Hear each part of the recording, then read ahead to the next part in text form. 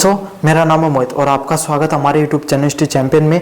तो जैसा कि आप जानते हो, आपका जो पेपर होने वाला है एमडीसी का, कौन सा पेपर होगा? एमडीसी का जो आपके सामने पेपर होने वाला है, social problems in Indian society. कौन सा पेपर होगा?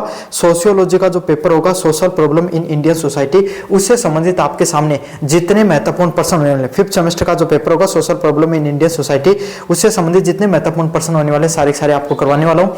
आपको क्या करना है? वीडियो को पूरा देखना है, साथ के साथ चैनल को सब्सक्राइब कर देना और अपने दोस्तों को जरूर से शेयर कर देना। सभी बच्चों से एक रिक्वेस्ट जरूर करूंगा भाई, 30,000 सब्सक्राइबर का मैंने टारगेट ले रखा है, मार्च के महीने में अपना पूरा करना है इस टारगेट को। तो आप सभी बच्चों से रिक्वेस्ट है, प्लीज आप भी चैनल सब्सक्राइब करो और अपने दोस्तों से भी जरूर से चैनल को सब्सक्राइब करवाओ भाई। साथ के साथ कोने में जो व्यू प्रोडक्ट वाला ऑप्शन है, कौन सा ऑप्शन है? व्यू प्रोडक्ट वाला ऑप्शन है। इस पर क्लिक करके अगर फ्लिपकार्ट और मित्रा से कोई प्रोडक्ट खरीदोगे, सबसे ज्यादा डिस्काउंट आपको देखने को मिलेगा, तो जाओ और जरूर से खरीद सकते हो। ये पीडीएफ कहां पर मिलेगी आपको? ये पीडीएफ आपको हमारे टेलीग्राम चैनल पे मिलेगी।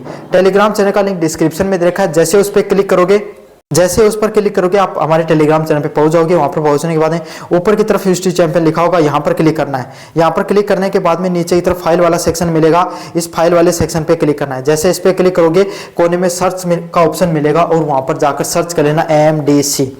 क्या सर्च करना है? एमडीसी। यहाँ पर आपको एमडीसी 5th सेमेस्टर के नाम से पीडीएफ देखने को मिलेगी। किसके नाम से? एमडीसी 5th सेमेस्टर के नाम से पीडीएफ मिलेगी। इस पे क्लिक कर देना और इसके पेज नंबर आपके सामने कितने पर आ जाना है? आपके इसके पेज नंबर 3 पर आ जाना है। कितने नंबर पर? 3 नंबर पेज पर आ जाना। आपको सारा कंटेंट फ्री में देखने को मिल जाएगा। चलिए शुरू करते हैं अपन प्रश्नों को। पहला प्रश्न है, ग्रामीण एवं शहरी समाज में सामाजिक समस्याओं व प्रकृति के बारे में बात करेंगे। भारत में ग्रामीण व शहरी समाज की बनावट अलग अलग है। मतलब अगर अपन बात करें भारत के गांवों की और शहरों के गांवों की, तो सबके जो गांव हैं उनकी जो समाज की जो बनावट है ना, वहां पे लोगों की रहन सहन की, वहां के लोगों की बोलचाल की में अंतर मिलता है। आपको समझ में आ गया आपको? इसीलिए वहां पर उत्पन्न होने वाले सामाजिक समस्याओं की प्रकृति भी अलग अलग होती है। भाई आपके सामने अब एक बात बताओ, गांव में अगर कोई भी व्यक्ति की आपस में लड़ाई होगी तो 4 लोग उसको बचाने के लिए आ जाएंगे, और शहर में चाहे आपके सामने पड़ोसी क्यों जाए, कोई नहीं आता है, क्यों? जानते नहीं वे एक दूसरे को, है ना? यह आम समस्या होती है ना? अब गाँव में समस्या क्या भाई? स्कूल कम से कम 10 किलोमीटर दूर है, बच्चों को आधे घंटे आने जाने के लिए लग जाते हैं। लेकिन यहाँ पर तो कोई दूर शहरों में तो स्कूल पास ही होते हैं भाई, आपके सामने एकदम 10 मीटर पैदल चल के जा सकते हो आपके सामने। वहां क्या समस्या है? गांव में समस्या है कि हमें अपने शहर तक जाने के लिए सड़क फूटी हुई है ना? सड़क सही नहीं है हमारी, ये समस्या है। शहर में क्या समस्या है? सड़क तो बहुत चकाचक है, लेकिन ट्रैफिक की समस्या है ना? तो दोनों के अंदर अलग अलग प्रकार की, चाहे गांव के लोग हो चाहे शहर के लोग हो, दोनों के अंदर अलग अलग प्रकार की समस्याएं आती हैं। उनके बारे में अपन विस्तार से पढ़ेंगे। और इनकी सामाजिक समस्याएं अलग अलग होती है, उनकी प्रकृति भी अलग अलग होती है। ग्रामीण समस्याएं प्राय परंपराओं और कृषि से जुड़ी होती हैं। गांवों की समस्याओं की अगर अपन बात करें तो ज्यादातर किससे? वहां की परंपराओं से। वहां के लोगों की परंपराएं कैसी हैं, वहां के लोगों की बोलचाल, आपके सामने भाषा, उससे संबंधित ज्यादातर चीजें जुड़ी रहती हैं। और कृषि से संबंधित, क्यों? क्योंकि लोगों का जुड़ाव ही कृषि से ज्यादा है। किससे है? लोगों का ज्यादातर जुड़ाव किस चीज से देखने को मिलता है भाई? कृषि से ज्यादातर जुड़ाव देखने को मिलता है। तो उन लोगों की ज्यादातर समस्याएं भी कृषि से संबंधित ज्यादा होती हैं। शहरी समस्याएं आधुनिकता, औद्योगिकरण और भीड़ भाड़ का परिणाम होती हैं, जबकि शहर के अंदर जो अधिकतर समस्याएं हैं वो किससे संबंधित है? आधुनिकता। आज के समय जो नई तकनीक से संबंधित जुड़ाव होगा, शहर के जो लोग हैं उनके अकेलेपन की समस्या ज्यादा होगी, बीमारियां हो गई, ट्रैफिक हो गया, इस प्रकार की ज्यादातर समस्याएं देखने को मिलती हैं, है ना? लोगों को मकान किराए पर नहीं मिल रहा, इस प्रकार की समस्याएं ज्यादातर देखने को मिलती है। औद्योगिकरण हो रहा है, भीड़ भाड़ ज्यादा देखने को मिलती है, अलग अलग प्रकार का औद्योगिकरण है, उससे प्रदूषण आ रहा है, सीवरेज की समस्या है, पानी भर जाता आपके सामने जब बरसात होती है उस समय, है ना? ऐसी समस्याएं ज्यादातर देखने को मिलती है। भीड़ भाड़ ज्यादा है, लोगों को आपके सामने एक छोटे छोटे मकानों में लोग रहते हैं, तो इस प्रकार की समस्याएं आमतौर पर शहरी जीवन में बढ़ती हैं। ग्रामीण समस्याओं की प्रकृति, गांव में कैसी समस्याएं होती हैं भाई? पहली एक कृषि संबंधित समस्याएं। ग्रामीण समाज की अर्थव्यवस्था कृषि पर आधारित होती है। मतलब गांवों की जो समाज की अर्थव्यवस्था है, गांवों की समाज की जो अर्थव्यवस्था है वो किस पे आपके सामने? लगभग अर्थव्यवस्था पे टिकी रहती है। किसके ऊपर? अर्थव्यवस्था है उस पे आपके सामने लगभग टिकी रहती है। ऋणग्रस्तता, भूमि विवाद व सिंचाई की कमी भी यहाँ की प्रमुख समस्या है। क्या है? अलग अलग प्रकार का जो ऋण है, अलग अलग प्रकार के आपके सामने लोगों पर कर्जा रहता है। क्यों? क्योंकि एक फसल बोने के लिए हर बार किसान क्या लेता है? कर्जा लेता है। तो लोगों के ऊपर हर समय कर्जा चढ़ा रहता है, वो समस्या है। भूमि से संबंधित विवाद है, दो भाई आपस में क्या कर रहे हैं भाई, एक जमीन के लिए लड़ाई कर रहे हैं, वो समस्या है। सिंचाई धीरे धीरे क्या हो रहा है? भूजल कम होता जा रहा है। धीरे धीरे क्या होता जा रहा है? भूजल कम होता जा रहा है। तो भूजल से संबंधित समस्या देखने को मिलती है ना। कृषि करने के लिए भूजल चाहिए, लेकिन है नहीं भाई भूजल, तो पानी की समस्या है। तो इस प्रकार की जो समस्या है वो देखने को मिलती है। निरक्षरता और अंधविश्वास, गांव में क्या होती है आपके सामने, लोग कम पढ़े लिखे हैं और धार्मिक विश्वास उनके ज्यादा है, लेकिन काफी बार धार्मिक विश्वास में अंधविश्वास भी जुड़ जाता है। समझ में आ गया भाई? आपके सामने क्या होता है, डॉक्टर, कई लोग क्या होते हैं, डॉक्टर के पास जाने के बजाय झाड़ फूक में ज्यादा विश्वास रखते हैं है ना, डोरा डंडा में ज्यादा विश्वास रखते हैं। तो इस प्रकार की जो अंधविश्वास और निरक्षरता भी है। देखो, धार्मिक विश्वास और अंधविश्वास में एक बहुत पतला सा अंतर होता है। समझ में आ गया आपके सामने? और धार्मिक विश्वास होना जरूरी है, लेकिन अंधविश्वास होना गलत भी होता है। शिक्षा के अभाव के कारण ग्रामीणों में रूढ़िवादी विचारधारा और जादू टोना और अंधविश्वास अधिक प्रभावी होता है। गांव में क्या होता है भाई, शिक्षा थोड़ा कम देखने को मिलती है। क्या देखने को मिलती है? गांव के लोगों में शिक्षा का अभाव देखने को मिलता है। इसके वजह से वहां के लोगों की विचारधारा कैसे है? रूढ़िवादी, पहले के लोगों की विचारधारा। क्यों? आधुनिक विचारधारा के लिए शिक्षा की जरूरत है, शिक्षा से वो वंचित है, शिक्षा उन्होंने ली नहीं है। तो पुरानी रूढ़िवादी विचारधारा, जादू टोना करना एक दूसरे पर, है ना, इस प्रकार की विचारधारा और अंधविश्वास से जुड़े हुए होते हैं, एक दूसरे से अंधविश्वास से अधिक प्रभावी रहते हैं। रूढ़िवादिता, जातिगत भेदभाव, छुआछूत और खाप पंचायतों का वर्चस्व ग्रामीण क्षेत्रों में सामाजिक सुधार को कठिन बनाता है। अब अगर अपन सुधार की बात करें तो काफी रोड़े आते हैं इनके बीच में। क्या आते हैं? जातिगत भेदभाव। क्या आते हैं? जातिगत भेदभाव। समाज के अंदर जो अलग अलग जातियां होती हैं, वहां के लोग भेदभाव की भी बहुत करते हैं। भाई आप ऊंची जाति के हो, छोटी जातियों के, इस प्रकार के जातिगत भेदभाव बहुत देखने को मिलता है। छुआछूत, जो नीची जाति हो, खास करके आपके सामने जो नीची जाति के लोग होते हैं भाई, उनको ऊपर की जाति के लोग होते हैं। ग्रामीण क्षेत्र में, हर क्षेत्र में नहीं, गांव में, क्षेत्र में बहुत शिक्षा है, लेकिन काफी ऐसे गांव हैं जहां पर आज भी ये समस्याएं देखने को मिलती हैं। खाप पंचायतें, गांव ने ही कुछ लोगों को चुनकर आपके सामने क्या कर दिया है, वहां के पदों पर बैठा दिया होता है। वो लोग क्या करते हैं, वहीं के नियम, कायदे, संस्कार, हर चीज वही चुनते हैं। समझ में आ गया?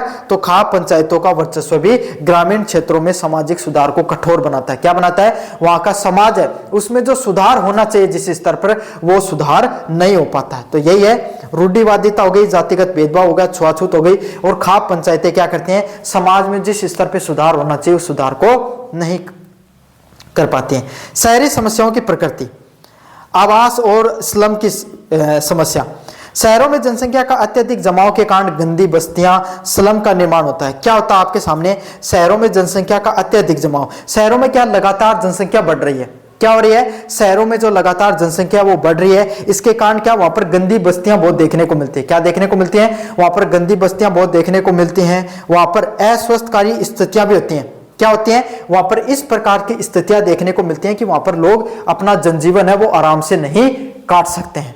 समझ में आ गया? बहुत ही आपके सामने क्या है, शहरों में आपने देखा होगा स्लम, जो नदियां हो गई, कोई नाले हो गए, उसके किनारे लोग झुग्गी झोपड़ी बनाकर रह रहे हैं। तो वहां पर कौन सी स्वास्थ्य मिल रहा है? कोई स्वास्थ्य नहीं भाई। आपके सामने नालों के किनारे क्या है, मक्खियां वहां पर बैठ रही हैं, कूड़ा कचरा फैला हुआ है, वहीं पर लोग जिंदगी जी रहे हैं। जानवरों से भी बदतर उनकी जिंदगी हो जाती है वहां पर।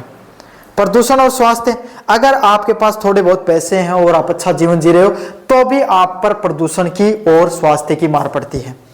औद्योगिकरण और वाहनों की भीड़ ने शहरों और वायु प्रदूषण व जल प्रदूषण को जन्म दिया है। क्या क्या है? अलग अलग प्रकार के जो उद्योग हैं, जैसे कि कोई स्टील की फैक्ट्री लग गई, कोई कपड़ा उद्योग हो गया, अलग अलग प्रकार के उद्योग लोगों को रोजगार तो देते हैं, लेकिन उसके साथ वायु प्रदूषण और जल प्रदूषण फैलाने का भी काम करते हैं। क्या करते हैं? वायु में भी जहर घोलते हैं और जल में भी जहर घोलने का काम करते हैं, है ना। इससे क्या होता है, आपके सामने जो समस्याएं हैं जल प्रदूषण और वायु प्रदूषण की, वो लगातार बढ़ती चली जाती हैं। अपराध की बढ़ती दर, शहरों में व्यक्तिवादिता और प्रतिस्पर्धा के कारण चोरी, डकैती और सफेद पोश अपराध और नशाखोरी अधिक पाई जाती है। क्या होता है? शहरों में, शहर के लोग अपने अपने पर ज्यादा फोकस करते हैं। क्या करते हैं? शहर के लोग अपने जीवन में अपने ऊपर ज्यादा फोकस करते हैं, इसीलिए वहां पर व्यक्तिवादी, हर व्यक्ति अपने ऊपर ज्यादा जोर देता है।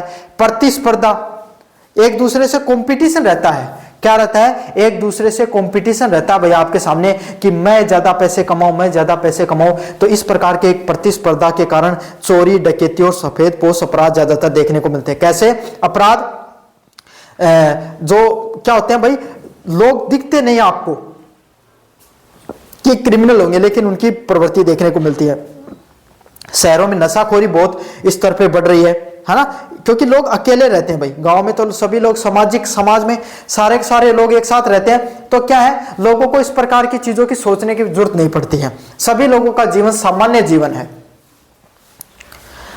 पारिवारिक बिखराव, शहरों में संयुक्त परिवार के स्थान पर एकल परिवार ले रहे हैं। शहरों में क्या रहा भाई आपके सामने, सभी लोग एकजुट होकर संयुक्त परिवार में रहने के बजाय एकल परिवार, एक जना एक परिवार में रहने पर ज्यादा जोर दे रहा है, जिससे बुजुर्गों की उपेक्षा और तलाक जैसी समस्याएं बढ़ रही हैं। जिससे क्या होगी, जो बुजुर्ग होते हैं, घर पे बड़े माता पिता होते हैं, जिनको भारत की परंपरा रही है कि भाई बच्चे उनको उनके साथ रहते हैं, ताकि भाई बुजुर्गों का भी वक्त कट जाए और बच्चों की भी देखभाल हो जाए। तो धीरे धीरे वक्त के साथ क्या हो रहा है, ना तो बच्चों के साथ बच्चे हैं वो बुजुर्गों के साथ रहना चाह रहे हैं, ना ही संयुक्त परिवार, एक घर में 2 से 3 आपके सामने परिवार साथ रहना चाह रहे हैं। तो इस प्रकार की समस्याएं अक्सर देखने को मिलती हैं।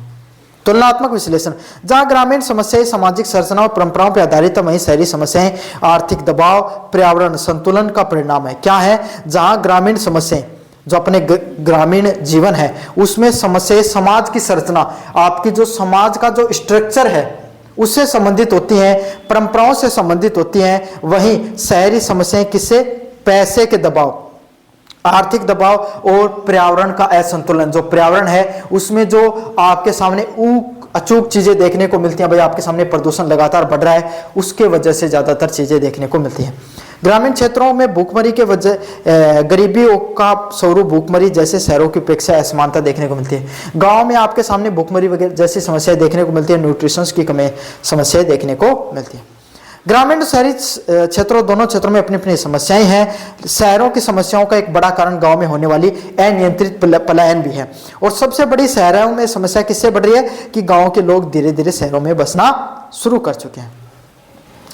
चलिए अगले वाले प्रश्न की तरफ बढ़ते हैं। भारतीय समाज में लैंगिक असमानता की समस्या का विश्लेषण कीजिए। क्या बताना आपको, भारतीय समाज में लैंगिक असमानता कैसे बढ़ रही है, किसके बारे में, भारतीय समाज में लैंगिक असमानता कैसे बढ़ रही है, उस समस्या का आपको क्या करना है, विश्लेषण करना है। कैसे समय के साथ जो लैंगिक असमानता बढ़ रही है।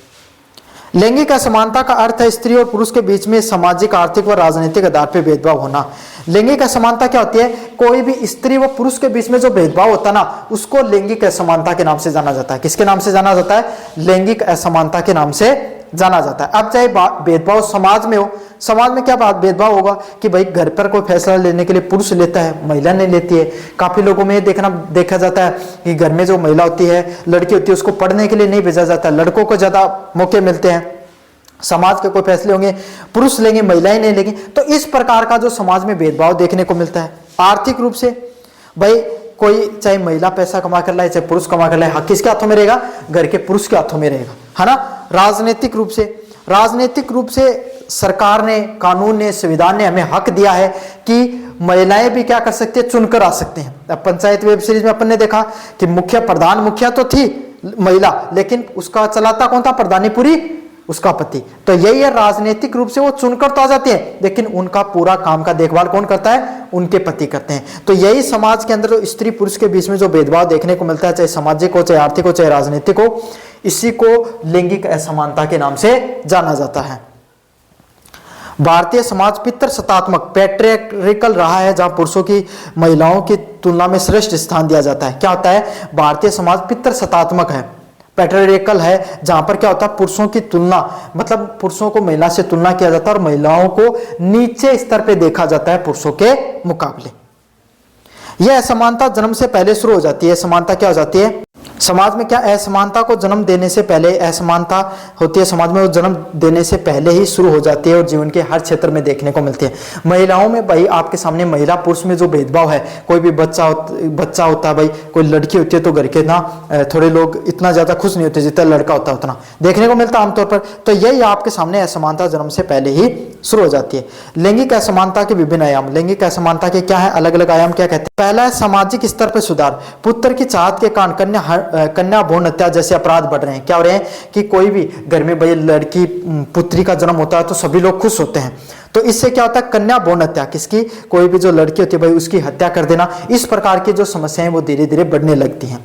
लड़कियों के खान पान, शिक्षा और स्वास्थ्य लड़कों की तुलना पर ज्यादा ध्यान दिया जाता है। घर में भाई एक लड़की एक लड़का है तो लड़के की खान पान पर ज्यादा जोर दिया जाएगा कि भाई ये हष्ट पुष्ट रहेगा तो घर को चलाएगा। तो इस प्रकार की चीजें देखने को मिलती है, समाज में भेदभाव देखने को मिलता है। आजकल तो धीरे धीरे समाज में बहुत सुधार आ गया, सब भाई बराबर ही समझते हैं, चाहे लड़की हो चाहे लड़का हो। आजकल तो लड़कियों को ज्यादा तवज्जो दी जाती है लड़कों के मुकाबले। आर्थिक स्तर, कार्यस्थल पर महिलाओं को समान कार्य के लिए पुरुषों से कम वेतन मिलना एक आम बात है। यह चीज बहुत बार देखने को मिलती है भाई, कहीं पर आपके सामने एक लड़का काम कर रहा है, कहीं पर एक महिला काम कर रही है, तो दोनों काम तो बराबर ही करते हैं भाई, समान पद पर तो काम तो बराबर ही करते हैं। सरकारी काम के बजाय जो प्राइवेट काम होता है उसमें अक्सर यह देखने को मिलता है कि महिलाओं को कमोबेश कम पैसे दिया जाता है, किसके बजाय, पुरुषों के बजाय या फिर लड़कों के बजाय। समझ में आ गया। तो पुरुषों को कम आपके सामने वेतन मिलना एक आम सी समस्या, आम सी चीजें देखने को मिलती है। घर के काम को अनु उत्पादक मानकर कोई आर्थिक महत्व नहीं दिया जाता। क्या होता है, घर का काम होता है उसको अनु उत्पादक मानकर ज्यादा महत्व नहीं दिया जाता भाई, कि कोई उत्पादिक काम नहीं है इतना ज्यादा उसको मानकर दरकिनार कर दिया जाता है। राजनीतिक स्तर पर संसद और विधानसभाओं में महिलाओं की भागीदारी आज भी पुरुषों के मुकाबले बहुत कम है। क्या है, संसद और विधानसभाओं में भी महिलाओं की भागीदारी कम देखने को मिलती है। क्या देखने को मिलती है, संसद और विधानसभाओं में महिलाओं की भागीदारी आज भी पुरुषों के मुकाबले कम है। क्या है, अगर अपन संसद और विधानसभाओं में जाओगे तो वहां पर महिलाओं की भागीदारी, महिलाएं हैं वो आज भी पुरुषों के मुकाबले कम देखने को मिलती है। जिनके नीति निर्माण में उनकी आवाज दब जाती है, जिससे क्या होता है अलग अलग प्रकार की अगर जब नीतियों का निर्माण किया जाता है तो उससे क्या होता है उनकी आवाज को आज भी दबा दिया जाता है। सांस्कृतिक मान्यताएं, दहेज प्रथा, पर्दा प्रथा और विधवाओं के साथ साथ बुरा व्यवहार और लैंगिक असमानताओं को पुख्ता करते हैं। क्या करते हैं, दहेज प्रथा, पर्दा प्रथा और विधवाओं के साथ होने वाला दुर्व्यवहार क्या करता है आपके सामने, इस लैंगिक समानता को बढ़ाता है। कारण और प्रभाव, इसका मुख्य कारण अशिक्षा, धार्मिक रूढ़िवादिता और पितृसत्तात्मक मानसिकता है। अगर अपन बात करें कि ऐसी समस्याएं उत्पन्न हो रही हैं तो क्यों हो रही हैं, ऐसी समस्याएं इसीलिए उत्पन्न हो रही हैं क्योंकि लोगों में शिक्षा कम है, अशिक्षा, कम शिक्षा देखने को मिलती है। धार्मिक रूढ़िवादिता बहुत देखने को मिलती है कि लोग आपके सामने धार्मिक रूप से क्या है, रूढ़िवादी विचारधारा के ज्यादा है।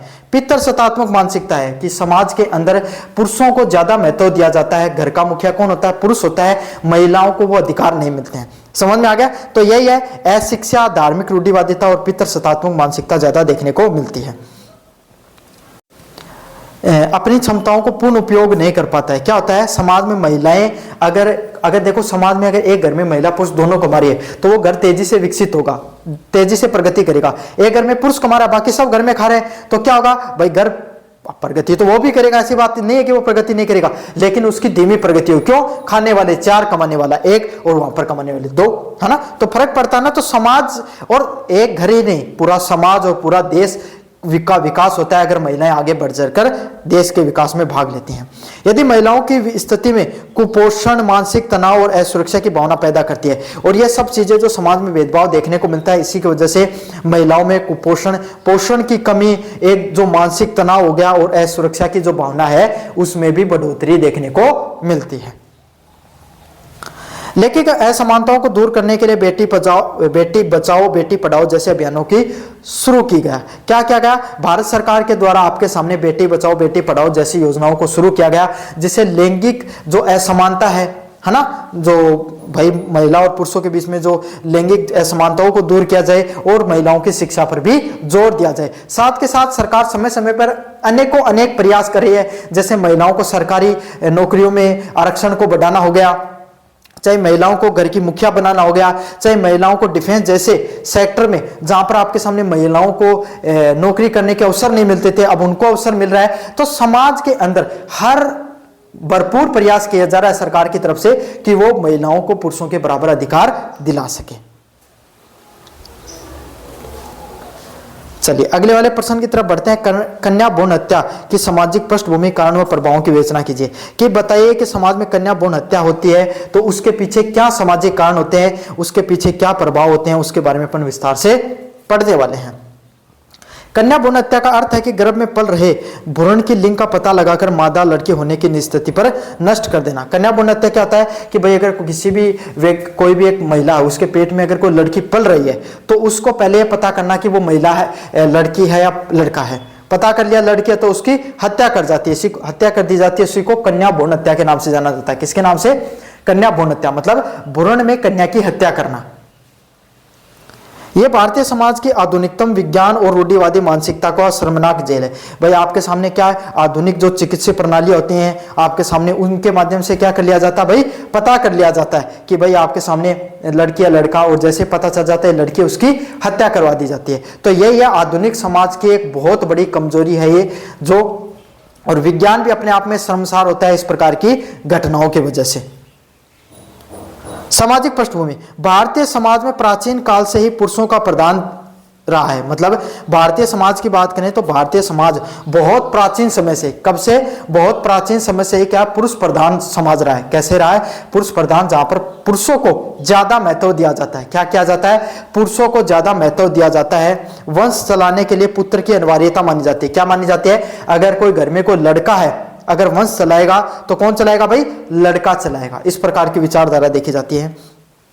इस मानसिकता ने कन्या को अनवांछित बोझ बना दिया। इसके वजह से क्या हो गई, घर में अगर कोई महिला होती है उसको इतनी ज्यादा महत्व नहीं दिया जाता है। क्या नहीं दिया जाता है? उसका घर में इतना ज्यादा महत्व नहीं होता है, उसको एक बोझ समझ लिया जाता है।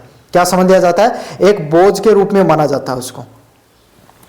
आधुनिक तकनीक जैसे अल्ट्रासाउंड ने इस अपराध को अंजाम दिया और भी आसान बना दिया। क्या कर दिया? आधुनिक तकनीक होती हैं जैसे अल्ट्रासाउंड करवा लिया, है ना, इस प्रकार की तकनीकें क्या करती हैं? अपराध को और मजबूत करती हैं, है ना, और आसान बना देती हैं। समाज में कोई भी व्यक्ति आसानी से क्या कर सकता भाई? इन आपराधिक प्रवृत्तियों को अंजाम दे सकता है। समझ में आ गया? तो यही है जो पुरुष प्रधान जो मानसिकता है, ये समाज ने क्या कर दिया है, एक महिलाओं को कैसे देखा जाता है? एक बोझ के रूप में देखा जाता है। कन्या भ्रूण हत्या के पीछे प्रमुख कारण क्या क्या वो कारण होते हैं जिसके वजह से एक समाज में महिलाओं को भ्रूण के अंदर, पेट के अंदर ही उनकी हत्या कर दी जाती है? पुत्र की वरीयता, धार्मिक मान्यताओं के अनुसार पुत्र ही मोक्ष दिलाता है और कुल का नाम रोशन करता है। क्या होता है? आज के समय जो धार्मिक मान्यताएं हैं, जो अलग अलग प्रकार की जो धर्म की मान्यताएं हैं, इसमें यही माना जाता है कि भाई पुत्र है तो वंश चलेगा, वरना वंश नहीं चलेगा। इस प्रकार की सोच क्या कर देती है भाई? महिलाओं को और समाज में पीछे कर देती है। कुल का नाम रोशन करने का काम भी किसका होता है भाई? लड़के का, कि लड़का है तो कुल को आगे बढ़ाएगा, लड़की है तो ऐसा नहीं होगा।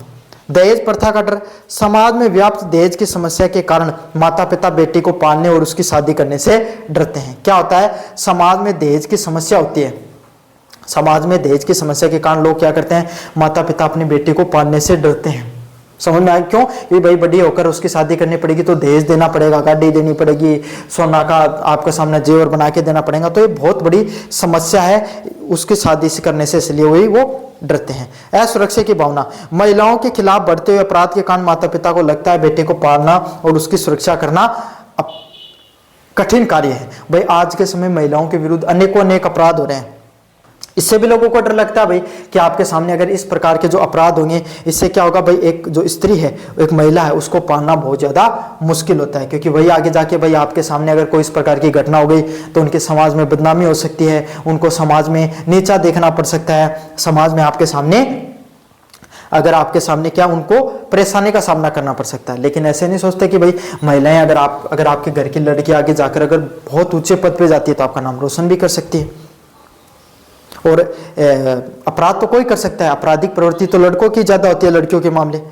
बुढ़ापे का सहारा होना, यह माना जाता है पुत्र ही माता पिता के बुढ़ापे की सेवा करेगा, जबकि पुत्री पराये घर चली जाएगी। यह भी सोचा जाता है भाई लड़की तो शादी करके भाई दूसरे घर में चली जाएगी, है ना, अपने पति के घर पे, और लड़के कहाँ पर रहेंगे? अपने घर पर रहते हैं, तो वही उनकी देख रेख करते हैं, तो इसीलिए भी पुत्री लड़कियों को कम दिया जाता है। प्रभाव की बात करें, लिंगानुपात में गिरावट, इसके कारण पुरुष और महिलाओं की संख्या में भारी अंतर आ गया। क्या हुआ? लिंगानुपात, महिला और पुरुष की जो आपके सामने जो संख्या होती है उसके अंदर धीरे धीरे गिरावट आनी शुरू हो गई।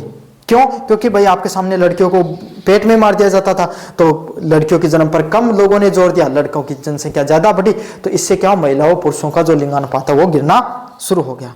विवाह की समस्या, कई राज्यों में लड़कों के लिए दुल्हन नहीं मिल रही, उन्हें दुल्हन खरीदने की मानव तस्करी जैसी समस्याएं बढ़ रही हैं। तो कई राज्यों में आपके सामने दुल्हन नहीं मिल पाती, इसलिए उनको मानव तस्करी जैसी चीजें भी करनी पड़ती हैं, दूसरी जगह से दुल्हन खरीदना एक आम सी बात हो गई आजकल। एक अनजन्मे जीव की हत्या करना समाज के लिए असंवेदनशीलता और नैतिक गिरावट को दिखाता है कि कोई बच्चे ने जन्म नहीं लिया है और उसी को आपने पेट में ही मार दिया, कितनी गलत चीज है भाई समाज के लिए, है ना गलत चीज। तो यही है, कोई भी बच्चा आपके पेट में था, उसने उसको पेट में मार दिया, बहुत गलत असंवेदनशील चीज है। इससे समाज में नैतिक गिरावट भी आती है। क्या आती है? समाज में नैतिक गिरावट भी देखने को मिलती है। निष्कर्ष, कन्या भ्रूण हत्या एक मौन नरसंहार है, ऐसा नरसंहार जो दिखाई नहीं देता है, समाज में पता भी नहीं चलता है कि कब हो गया, लेकिन होता है और बहुत गलत चीज है। इसके निवारण के लिए बेटी बचाओ जैसे कार्यक्रमों के साथ कन्या के प्रति सामाजिक नजरिया का बदलना होगा। क्या करना होगा? अगर बेटी बचाओ जैसे जो कार्यक्रम होते हैं उसके साथ कन्या के प्रति जो सामाजिक नजरिया होगा वो भी बदलना होगा। समाज में बदलाव होगा तभी लोगों का जो महिलाओं के जीवन के स्तर में भी बदलाव होगा। तो समाज में बदलाव होना बहुत ज्यादा, सोच में बदलाव होना जरूरी है, समाज अपने आप बदल जाता है। समाज को यह समझना होगा कि बेटियां बोझ नहीं बल्कि भविष्य की निर्माता हैं। अगर समाज में लोग ये समझने लग जाएं कि बेटियां बोझ नहीं है बल्कि हमारे भविष्य के निर्माण करने वाली होती हैं, तो सब कुछ बदल जाता है। चलिए अगले वाले पॉइंट की तरफ बढ़े। नशाखोरी की सामाजिक विकृति के रूप में स्पष्ट कीजिए। समाज में कैसे नशाखोरी बढ़ रही है इसके बारे में अपन विस्तार से पढ़ेंगे। नशाखोरी और नशीली सेवन पदार्थों का सेवन करना, ड्रग्स एडिक्शन एक ऐसी स्थिति है जहां व्यक्ति शारीरिक मानसिक रूप से नशीली दवाओं या शराब पर निर्भर हो जाता है पूर्ण रूप से। क्या होता है? नशाखोरी, नशे का लगातार सेवन करना। क्या करना? नशे का लगातार सेवन करने से क्या हो जाता है भाई, आपके सामने कोई भी व्यक्ति है ना उस शराब पर या आपके सामने नशीली दवाओं पर क्या हो जाता है? निर्भर हो जाता है। यह केवल एक व्यक्तिगत बुराई नहीं, मतलब कोई एक व्यक्ति के लिए बुराई नहीं है बल्कि पूरी समाज की विकृति है, एक समाज के लिए पूरी कमी के रूप में देखने को मिलती है, जिससे पूरे समाज को खोखला करिए। धीरे धीरे क्या हो रही है भाई पूरे, क्यों? क्योंकि एक व्यक्ति जो समाज के भविष्य का निर्माण करता, जो देश के भविष्य का निर्माण करता, वो नशे के पीछे भाग रहा है, पूरे दिन नशा लेकर धुत पड़ा रहता है आपके सामने, घर पर घर वालों के लिए समस्या है, समाज में अपराध करेगा, पीने के बाद में मानसिक रूप से वो स्वस्थ थोड़ी हो पाता है, उसको थोड़ी पता कि वो क्या कर रहा है, नहीं पता है, तो समाज में कोई आपराधिक घटना को अंजाम देगा। अगर पैसे नहीं मिलेंगे ड्रग्स को खरीदने के लिए तो कोई अपराध भी कर सकता है। तो यही है कि समाज की विकृति के रूप में समाज की एक बहुत बड़ी समस्या के अंदर देखने को मिल रहा है। और आज के अंदर जो ड्राई एडिक्शन है वो ज्यादा हो रहा है। ड्राई एडिक्शन मतलब जो सफेद सूखा नशा जिसको बोलते हैं, आजकल वो धीरे धीरे ज्यादा बढ़ने लग रहा है। पहले यूरोपीय देशों में ज्यादा देखने को मिलता था, अब भारत में भी बढ़ने लगा। नशाखोरी एक सामाजिक विकृति क्यों? देखेंगे, समाज का स्वास्थ्य का विनाश होना। नशा करने वाले व्यक्ति गंभीर बीमारियां जैसे कैंसर, लिवर फेलियर का शिकार हो जाता है। क्या हो जाता है? कोई भी व्यक्ति अगर नशा कर रहा है तो वो बहुत ही आपके सामने क्या गंभीर बीमारियां, जैसे उसको कैंसर हो गया, लिवर फेलियर जैसी समस्याएं हैं, उसका भी क्या होता है, उसको सामना करता है। और इससे देश की कार्यशील जनसंख्या कमजोर हो जाती है। इसीलिए देश में जो जनसंख्या देश के भविष्य के निर्माण करने के लिए काम में आती है, वो जनसंख्या आपके सामने क्या हो जाती है, उस जनसंख्या वो आपके सामने नशे में डूब रही होती है। आर्थिक बर्बादी, नशे की लत के कारण व्यक्ति अपनी मेहनत की कमाई को धुएं में उड़ा देता है और परिवार गरीबी और भुखमरी के कगार पे पहुंच जाती है। क्या हो जाता है? कोई भी व्यक्ति जो नशे के लत में क्या करता है, अपनी मेहनत और कमाई है, मेहनत की कमाई क्या है, वो आपके सामने नशेखोरी में उड़ा देता है। समझ में आ गया? जो उसका परिवार क्या है, एक तो बेचारे पहले से गरीब होते हैं, है ना, और धीरे धीरे अगर नहीं होते हैं तो कर देता है भाई, पैसे करके ना तो पैसा कमाएगा और जो कमाता वो उसको नशे में उड़ा देता है। अपराधों के मूल कारण, अधिकांश सड़क दुर्घटनाएं, घरेलू हिंसा, बलात्कार और चोरी जैसे घटनाएं नशे की हालत को अंजाम देती है। क्या होती हैं? अक्सर जो आपके सामने सड़क में जो दुर्घटनाएं होती हैं, क्या होती हैं? सड़क में जो दुर्घटनाएं होती हैं, घरेलू हिंसा जो आपके दो परिवारों के बीच में हिंसा होती है, और बलात्कार और चोरी जैसी जो आपके सामने घटनाएं होती हैं, ये नशे की हालत में ही अंजाम दी जाती है। क्यों? क्योंकि भाई आपके सामने घरेलू हिंसा, पति पत्नी को मार रहा है, दारू पी के मारते हैं अधिकतर, है ना। सड़क दुर्घटना, दारू पी रखी है, गाड़ी को पता ही नहीं स्टीयरिंग इधर चला रहा है, जा रही है उधर की साइड में है, समझ में आ गया। तो यही है, चोरी जैसी घटनाएं, पैसे नहीं मिल पाते नशे करने के लिए तो चोरी करेगा। तो इस प्रकार की समस्याएं समाज में बढ़ने लग जाती हैं और ये समाज के लिए बहुत खतरनाक चीजें हैं। अपराधी अपनी लत को पूरी करने के लिए किसी भी हद तक गिर सकता है। अगर कोई अपराधी है, कोई है ना, वो अगर अपनी लत को पूरा करने के लिए कुछ भी कर सकता है। पारिवारिक बिखराव, नशाखोरी के कारण परिवार में कलह, हिंसा और अलगाव जैसी चीजें पैदा हो जाती है। क्या जाती है?